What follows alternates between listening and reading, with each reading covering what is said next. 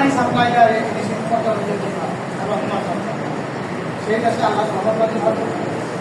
এই জন্য আল্লাহ তারা বলেছেন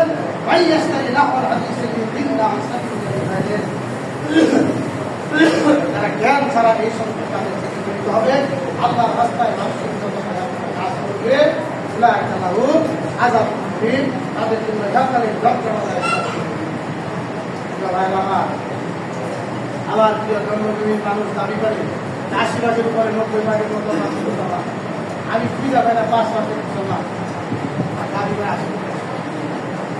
যদি মুসলমান হয় কোরআনের আইন গায়ে কেন সরল, যদি মুসলমান হয়, প্রাইম মিনিস্টার যদি মুসলমান হয়, মদ কেন চলে, গাঁজা কেন চলে, ইয়াবা কেন চলে, প্রতিটা দোকানে লাইসেন্স দেওয়া হয়, মদ বিক্রি কেন লাইসেন্স দেওয়া হয়? আর মানে কি শয়তানি।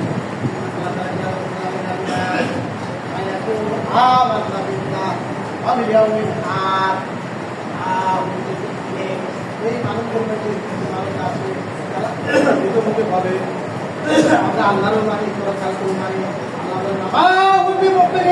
একজন মুসলমান না মুমিন না, তাদের কাতারে আমরা আজকে এসে মসজিদে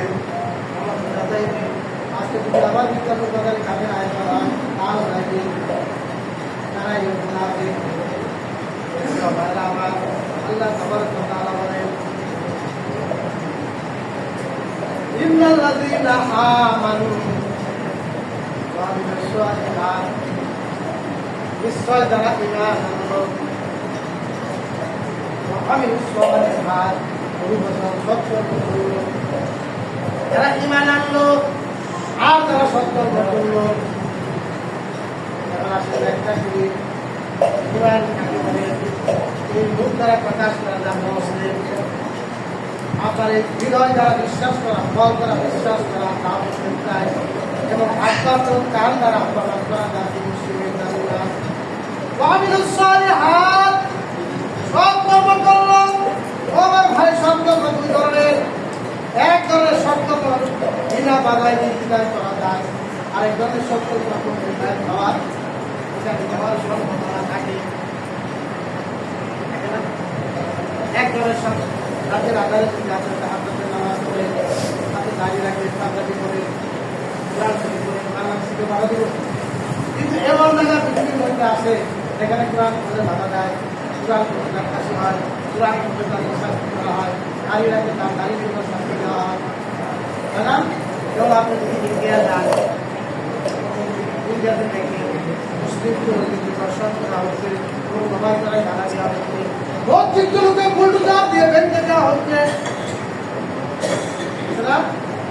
সৎকর্ম এক নম্বর সৎকর্ম যদি বিচার করা যায়, কোনো বাধা আসে না। দুই নম্বর সৎকর্ম, সেটাকে আল্লাহ তাআলা বলেন ভালো কাজ করবে, অসৎ কাজ বেশি করবে, এইটাকে ভাল লাগবে, একপথ করবো না। মনে করেন সরকার এখানে একটা কাজের আয়োজন করলো, আমরা আপনাদের একটা হাতে বাধা দিলে সরকারের পুলিশকে আপনার ক্ষমা গেল, পুলিশ কি করবো? আপনার বাধার দিকে দৌড়া ধরে দিব। আপনি যদি এখন 100 টাকা দেওয়ার পরে মির্জাপুর বাজারে মসজিদে গিয়া সেটা আপনি বাধা দিব। কিন্তু যে বলবেন এই মির্জাপুর বাজারে মাছ বিক্রি চলবো না, সেই মাত্র আপনার পাশার মধ্যে খালি লাল বাড়ি চলবো, বলবি না? সব ধরনের বিজ্ঞানে একটা করলে কোনো বাধা আসে না, আরেকটা করলেই ভাই ভাবি বুঝতে পারছেন? আল্লাহ বলেন